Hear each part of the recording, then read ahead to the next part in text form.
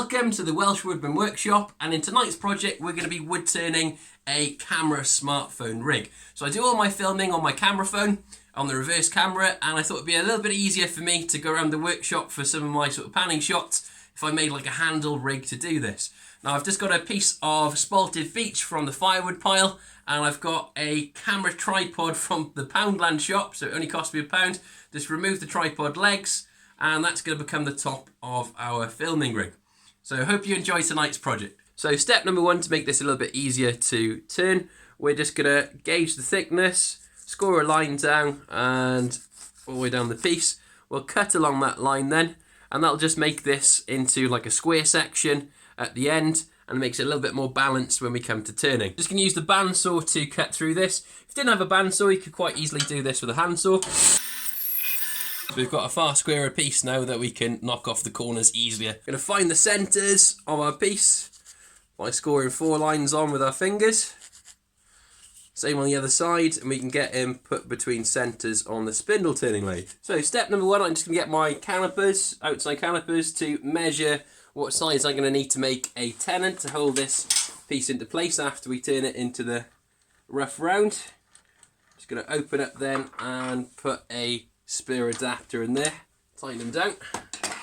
Then we can put our piece then in between centres. So I'm making sure I got full and free movement of the piece before I tighten down the tool rest. And we're going to start off by using a roughing gouge, which is this one, to knock off all those corners and make this into a cylindrical shape. So I'm going to hold the tool handle down against my hip. I'm going to take away the corner edges first, so peel those away. And I want to be peeling from the inside out rather than the outside in, because you can split some of your pieces that way. And I'm just going to do that both sides. I can quickly then go backwards and forwards, so against my hip, moving my hips backwards and forwards to get it into the round quickly. And I can get a nice cut then after by using the wing of the tool, and you get almost like a cut like a skew if you sharpen your tools up nice and sharp like this. And you're always better off sort of cutting one way and taking the tool off and moving it back. And you can gauge whether it's round then by putting your tool on the top, moving it forwards and backwards. If you get no bouncing, you're good. If you get a tiny bit of bouncing, you know you need to take a tiny bit more off. So I'm going to use my outside calipers I've set to the jaw size, and I'm going to use a parting tool to part down to that diameter, and I'm going to go as far as my jaws will go, so in this case 15mm, so the maximum length of the jaws. And I want to make sure I've got a nice square shoulder before I put it into the chuck. So we're getting that gorgeous sort of black lines from the spalting. So a spalting, that's just a fancy way of saying fungus growing through the tree, and that's what gives this sort of black lines. And we often get this sort of whiter area as well where the fungal rot is. So you have to sort of catch this just right, leave it sort of spalt for too long, it'll just be a rotten piece of wood and not very usable. So I think we've caught this one pretty good. We're going to take that out now and put it into the, so we're going to clamp the jaws right down onto the little spigot that we've turned. And what I've found is as close as you can get to the jaws being closed with your spigot, the stronger the sort of joint you're going to get, because there's more surface area gripping down onto that sort of shoulder that you've just made. Right, we'll turn this back on, see how true it's running. Happy with that, it's running pretty true. We can then bring the tailstock in for a little support. Next step, before we start turning the handle shape, we're going to be thinking about how to attach this. Now, the way it used to attach to the bottom tripod is by this 4mm bolt. So we're going to drill a 4mm hole, and we can use some epoxy resin then to glue that into place. And we're also going to be measuring this inside sort of distance, so diameter, and we can turn down and create a shoulder then that this can also get glued onto for a really sort of secure fit. So in order to help us drill that hole, we're going to be using a Jacobs sort of chuck in the tailstock to drill a hole accurately in the centre of our piece. We're just going to advance the quill of our tailstock, and we only want to drill in about a 10mm depth, and come back out. Brilliant. So next step then, we're going to be using our outside calipers to gauge the size of that shoulder we need to turn down to.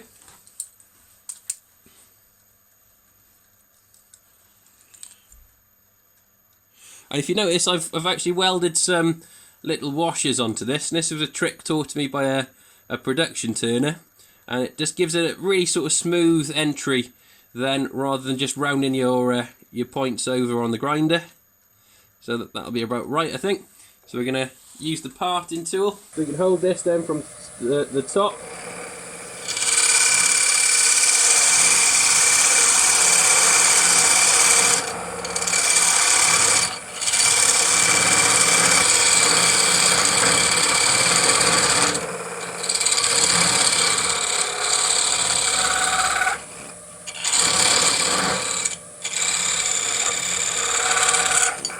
There we go.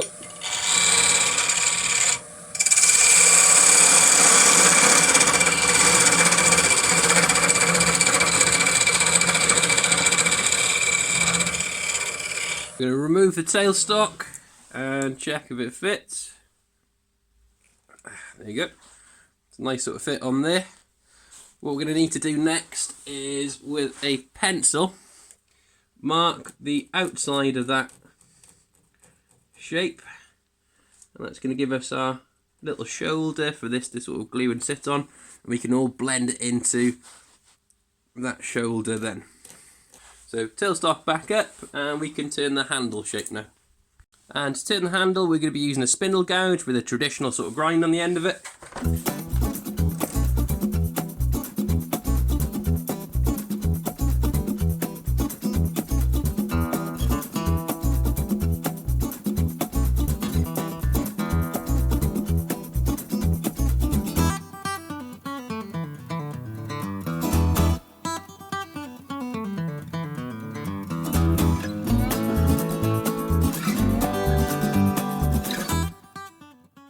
So quite happy with that shape. Been using my hand as we go along as a guide.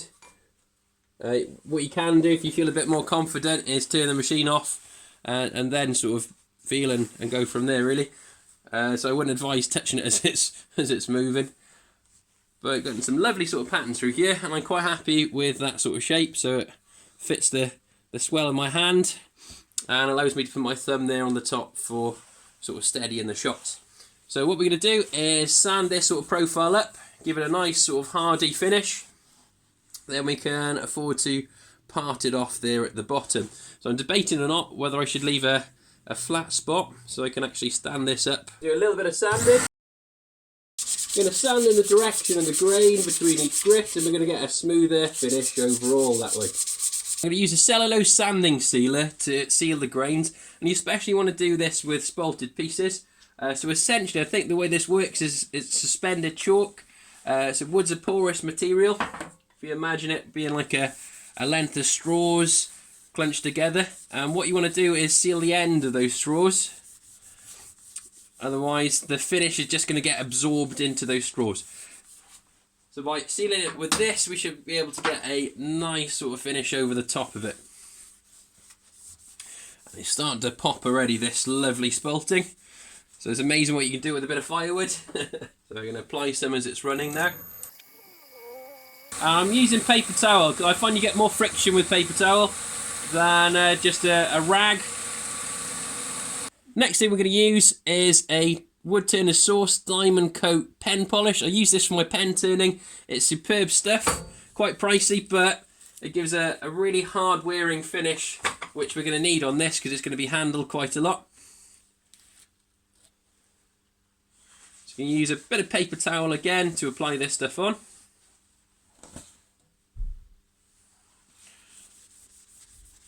Rub it into the grains as it's off, and as we did with the cellulose sanding sealer, we're going to turn up the lathe to its higher sort of speed and use the friction to sort of burnish this in.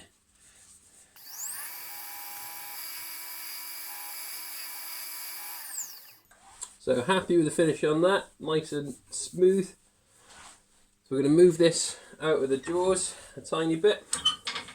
Decide I'm going to keep this end piece on rather than turn it off. And in order to help me do that, I've moved the spigot up in the jaws about 1 centimetre out. Now that's the advantage of doing a spigot the whole length of your jaws. You've got a bit of movement afterwards, and I'm going to be using a knife parting tool to part inwards, so doing an angle cut inwards towards the centre to make sure this sits flat. Now if the wood ever did move, you're always going to have at least sort of 3 points sitting on the surface, a bit like a tripod, and that'll allow it to sit flat always.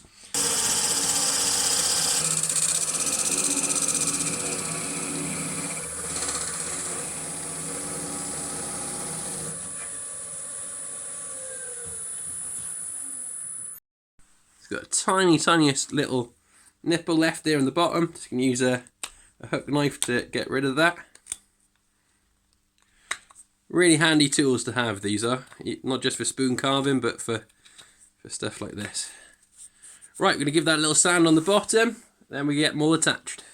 Right, we'll put the little 4mm bolt there into the vise. I'm just going to use a junior hacksaw to chop him off, and we can glue him securely then into the hole that we've drilled into the top of our holder. We've got the bolt ready to go inside there. Now normally I'd use a 2-part epoxy resin, something like Evo Stick, but I've got a sample of Gorilla Super Glue, so it's going to be interesting to see. The curiosity's got the better of me to see how well this works. So we're going to try this out rather than use an epoxy. So you have to dampen the area and add this glue, and it should, as said on the instructions, foam up. So it'll be quite interesting to see how much it foams up. We're just going to orientate this where we want the front of it to be, and we're going to let that set. So it says it should take a couple of minutes, and we're going to come back and see how it's worked out. So here's the completed piece. Happy with it overall, fits nicely in the hand, and I quite like this bottom bit as well, so it sits flat on the table, and you can also use it to do some sort of panning shots as well, which has worked out quite nicely. So the Gorilla Glue in the end, really strong, but it did foam up almost like an expanding foam, so I had to peel a bit of it back. But I'll bring it nice and close so you can have a look. The spalting in the wood looks really pretty, I think, and it's not bad for a bit of firewood as well. So I think I'm probably going to knock up quite a few more of these, as I think they'll sell quite well at sort of festivals and things like that. But really appreciate you watching. Thanks a million, and I hope that you've taken something from this project and it's been helpful for you in some way. If you have enjoyed tonight's project, please consider supporting me and subscribing to my channel by clicking the link there, as that really helps me out in getting more videos like this your way. Hope you have a great night. Diolch yn fawr, nos da.